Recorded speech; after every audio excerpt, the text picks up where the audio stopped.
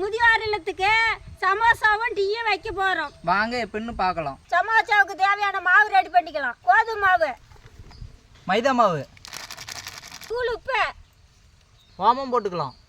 மரச்சக்கெண்ணெய் ஊற்றி பேஞ்சிக்கலாம். இப்போ தண்ணி ஊற்றி பேஞ்சிக்கலாம். மாவு ஒரு அரை மணி நேரம் ஊறட்டும். மரச்சக்கு எண்ணெய் ஊற்றிக்கலாம். சீரகம், இஞ்சி, வேவிச்சா பச்சை பட்டாணி, வேவிச்சா உருளைக்கிழங்கு, மிளகாய் தூள், மல்லித்தூள், தூள் உப்பு போட்டுக்கலாம். கரம் மசாலா.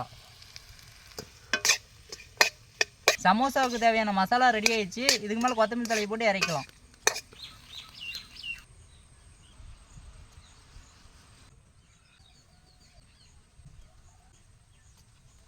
இப்போ ரெடி பண்ண மசாலா வச்சுக்கலாம்.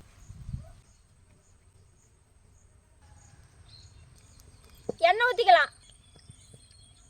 இதே மாதிரியே சுத்தமான மரச்சக்கில் ஆட்டின எண்ணெய் வேணும்னா கீழே இருக்கிற நம்பருக்கு கால் பண்ணுங்கப்பா.